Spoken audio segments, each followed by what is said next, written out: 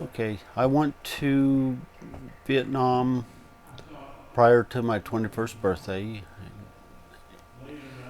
and I was in country in 1970, and I returned out of the country in 1971. I was attached to the Marine Corps. I was a hospital corpsman for the Marine Corps, and I was in the Da Nang area in 1970.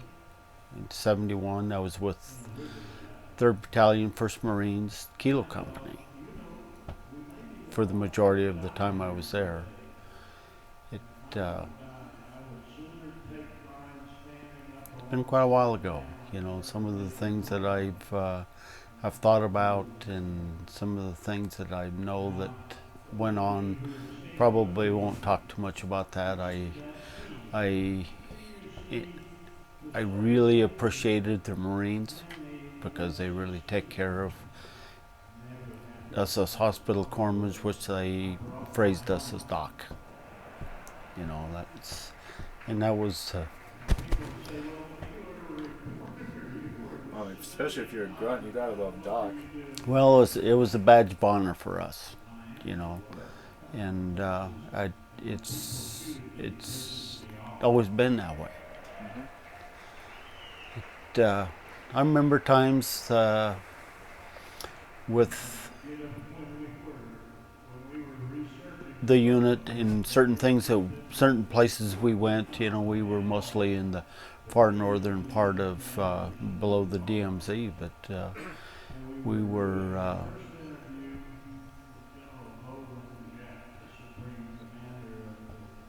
Oh man, I don't know.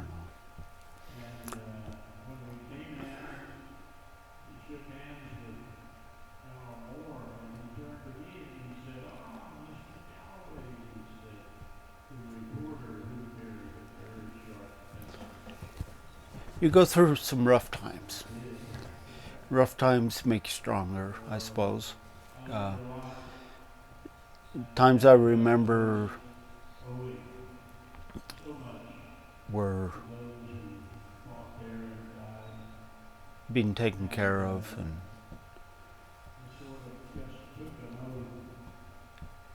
you missed home. I mean, you honestly. Could you maybe tell us, sir? I know in today's generation, we we have phones and stuff that we can access every once in a while. How was communication back home as far as your deployment was concerned, sir? I called home once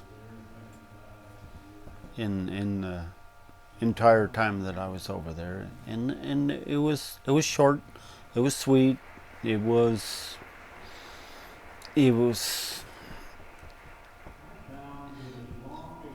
it was nice to be able to do that. You you honestly miss your family. Do you miss your friends? The what you used to do. That part you really miss. But I I missed a lot of the guys I was over there with. Probably don't know where 99% of them are. Had a corpsman I was with, another doc, Ron Ganger out of Indiana. Stayed in good communication with him. He was he never pretty tight. Still, you know, still communicate, but not so much. But you know, the lieutenant that we had when I was in Vietnam was actually the son of the commandant of the Marine Corps at that time. In a situation like that, we got uh, some favoritism as far as some of the places we could go. Uh, we probably found more things than we probably should have because of the recons and the people that came before us, that they knew where things were at, and it was. I enjoyed I suppose the camaraderie of the bunch you were with. I mean, you become tight, and actually in this day and age, I probably don't remember 5% of the people's names that I was over there with. You know, I do remember the food that we got over there. The sea rations were a real treat. I mean, you've probably heard that 1,000 times, but and our only avenue to make those different, Tabasco.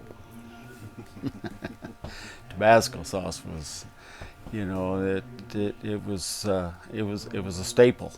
When you got your sea rations, you got your Tabasco. Pop it out with your teeth. And Oh, I don't care what you popped off with. It was a necessity of life in those situations. it, I remember the country. You know, if you've ever been in the hills behind Salt Lake City, how they just kind of jut up, or in our great Wyoming country, the Tetons, how they gain elevation in a hurry. The mountains in Vietnam were like that, heavily vegetated in certain areas, really tough going up and down those. You know, I mean, you're packing around something on your back, and that, you know, is full of food, and what water you could take with you, and it was a young man's sport. It's just not something that you would, this day and age, that I wouldn't even think about doing. I don't care how tough you think you might be or anything like that. It's just unusual that you. And but climbing up and down those mountains was tough. That was real work, you know. And being a corpsman, you not only had your backpack, and all your food products, you had your medical that you carried along with that, and that was another 20-30 pounds of stuff that you carried over and above that. And if you were a good corpsman, and if you were with a unit that really believed in you, you carried some of their ammunition with you too. So you sometimes have a couple of cans of machine gun ammo that you packed with you. It was, you know, you just did what you could do. A good funny story with the steep mountains. When you went to sleep at night, you made sure you had a tree between your legs. Reason for the tree between your legs, so you didn't slide all the way down the hill. And you could. I mean, you'd roll, you'd fall asleep. I mean, you could fall asleep, and didn't sleep a lot, but you still did. But it was pretty cool to watch guys that they'd wake up in the morning and they'd be 20, 30, 40 feet down the hill from you. You didn't find a tree, did you? What happened? Well, have you ever tried to sleep with a tree between your legs? Trust me, brother, it's not very good. I could only imagine. No, it wasn't cool. It wasn't. And then the monsoons. Have you ever been in the monsoon area? You know, this year in Wyoming, this has been an extremely unusual year for us, and we've had a lot more moisture than normal. But that, in the monsoons, when it rained, it was some pretty serious stuff, and it was pretty serious for a period of time. And as a hospital corpsman, you had to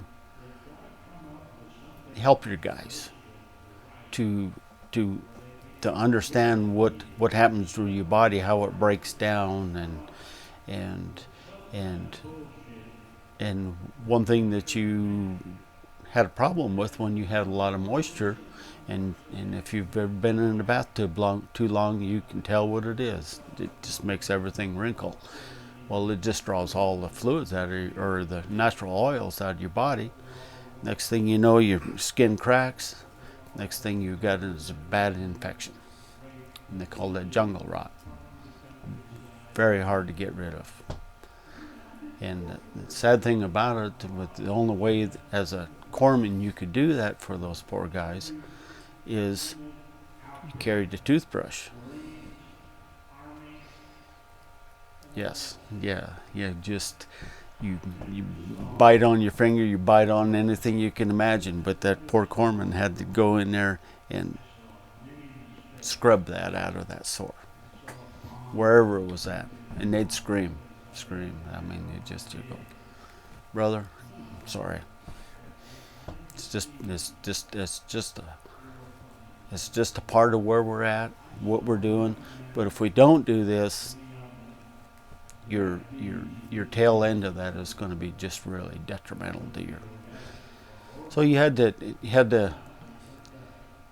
just being a kid, we were 20 years old. I mean, and half the time when I was over there, I was one of the older guys. And you're a kid trying to teach a kid something that's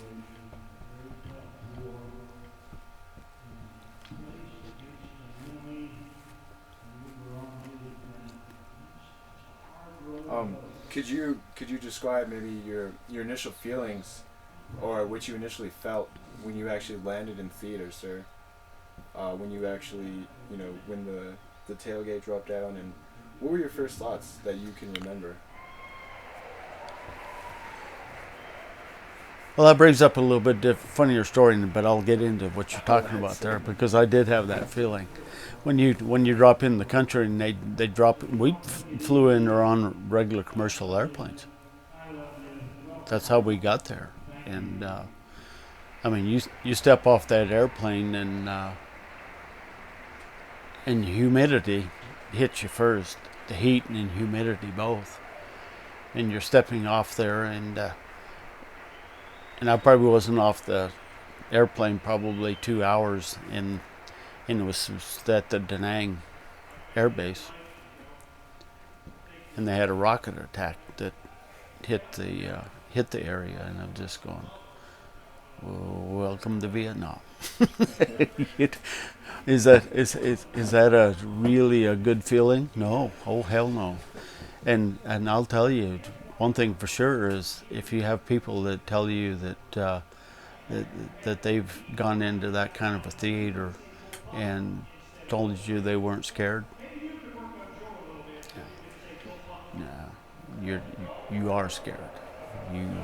You're cautious. It's a real feeling. I mean,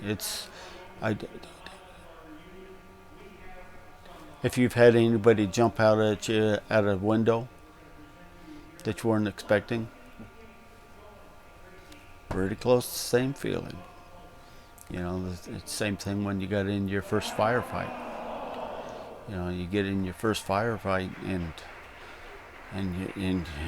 boy, then you're saying, this is very real. This stuff, what's going on here, is real.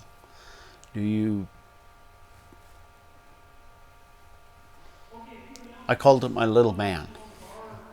I'd get into a certain spot in my mind where I didn't think I could handle it anymore. I let my little man take it over, and my little man was, I don't know, it was like a second sense, and pretty scary little guy, because he knew what to do, and I was just kind of following the path, and I've had those situations since, where you're confronted with certain things, and that little guy comes out, and he's just seems to know what to do. I know that that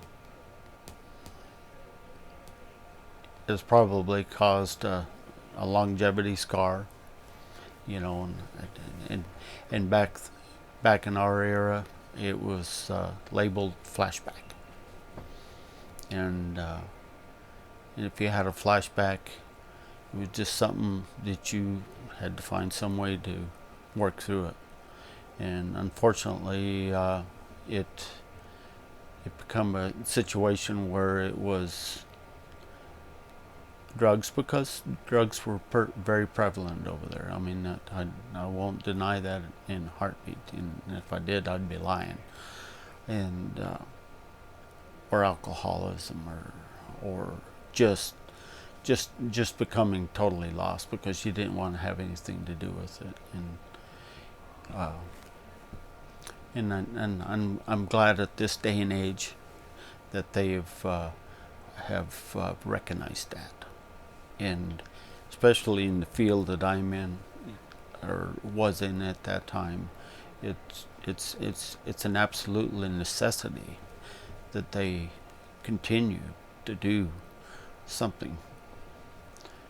You know, and the guys in our area were just kind of, you know, if you had it really bad, and you weren't getting any kind of a treatment, it was usually self-inflicted, one way or the other, whether it was alcoholism or drugs or. So I'm very happy about that for the younger generation. Do you think your ability to flip that switch, or let that other part of your mind take over, do you think that that was a saving factor possibly, sir? Yes. And I think everybody has it. I don't necessarily think that everybody uses it. I think it's there.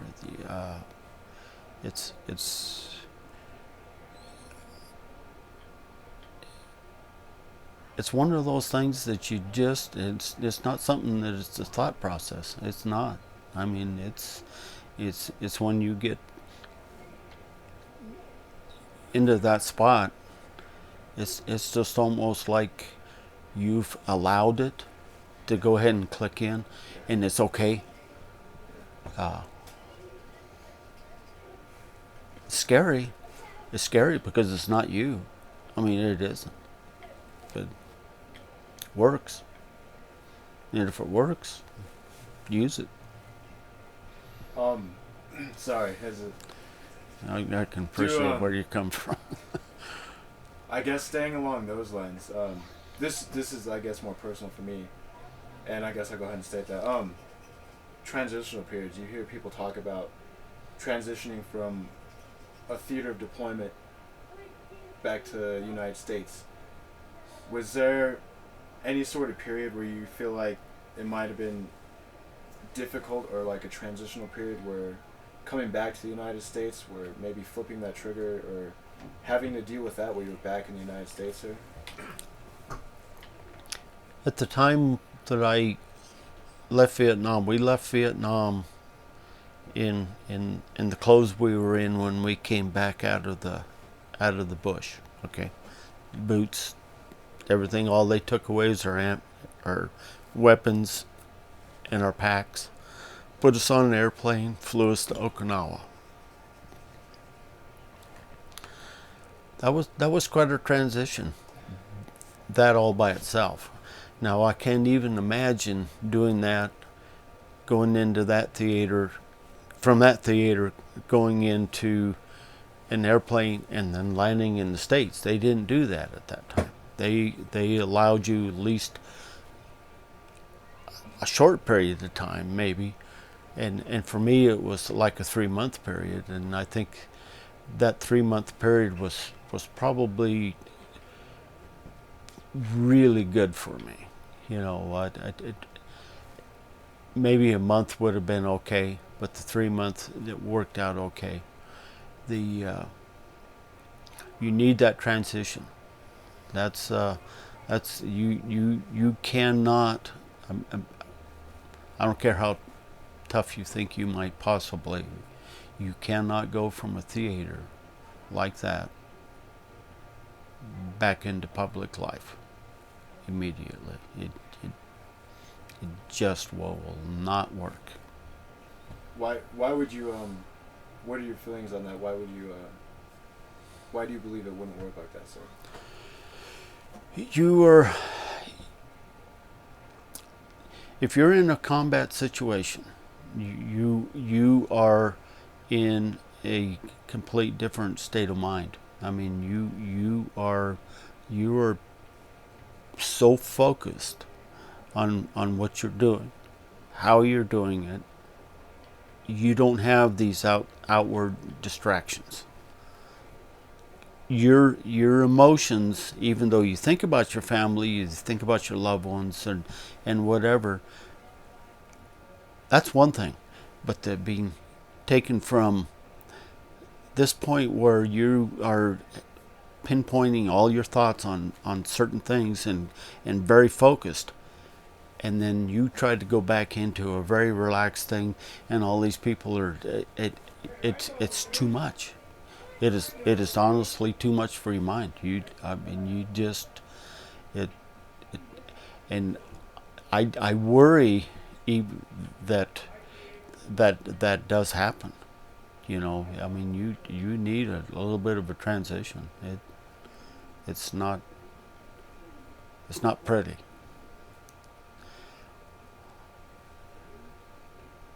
You know, I joined the Navy. Spent 6 months with the Navy. Never been on a ship. Well, it was 9 days on a ship. But I the rest of the time I spent a little bit of time in the Naval Hospital. The rest of the time I spent with the Marine Corps. Just didn't know anything different. Don't know anything about the Navy. Be honest with you, don't. You know, so to really sum it up, I think that the timetables, that if they're going to have somebody in a theater like that, they've got to give them some kind of timetable to be able to recover from some of that mind stuff, because it is. I mean, you're not even, when you're out there and you're really in a bad spot, you don't think about your family so much. You think about survival. That's what you want. You know, if you are focused enough on that and you really believe it's going to happen, and you have some faith, and you have some people praying for you, I mean, you're in a good spot. You know. I mean, when I left there, I thought would be able to come straight back to the States, and I'm glad I stayed in Okinawa for that period of time. I did. How do you feel personally about this the Welcome Home event that the state has sponsored to put on this past couple of days, sir? I applauded it very much. You know,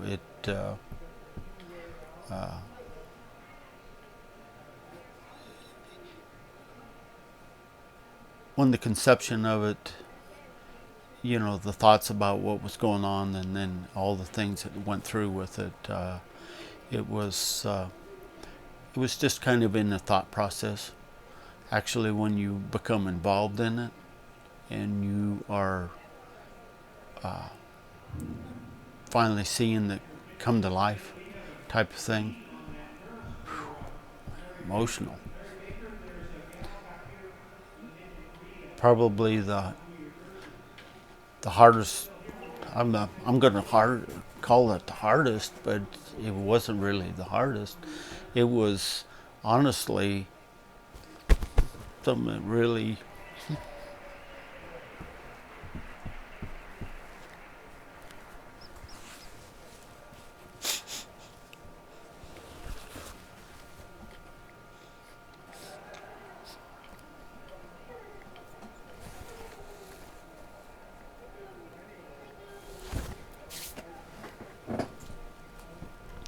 was the parade.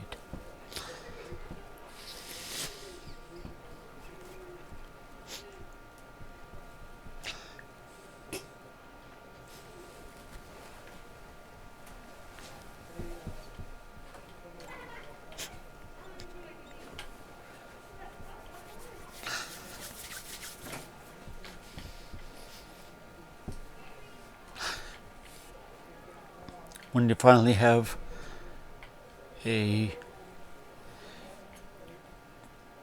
feeling that that you were in a ticker tape type parade, and this is exactly what I felt like.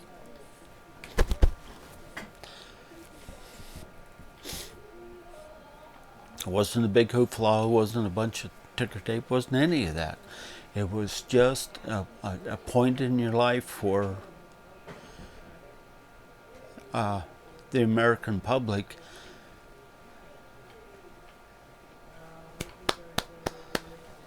That's a good feeling. A lot of years coming. Very good feeling. A lot different from when I got off the plane in Ontario, California. Whole lot different. The demonstrators knew exactly when your airplane was coming in. Knew when that Freedom Bird, that's what we call it. And to have them throw crap at you, spit on you,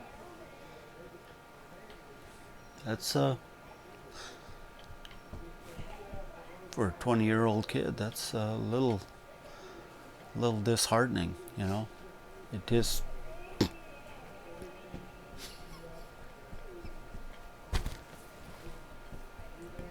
So the parade was good. Liked it. I probably my favorite part of the parade was certainly seeing my beautiful bride, and I had a little girl that probably wasn't even 2 years old.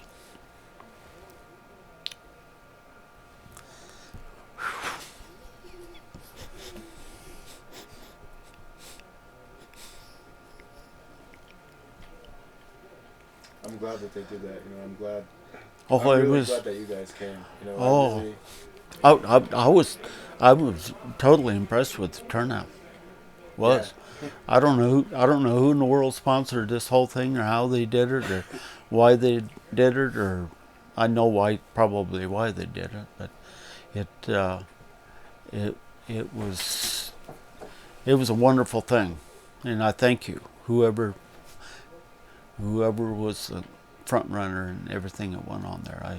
That was good stuff. You guys definitely deserve it. You know. And I was just a small part of Vietnam. Trust me, you know, that theater went on for quite a period of time, and for all those veterans out everywhere, welcome home.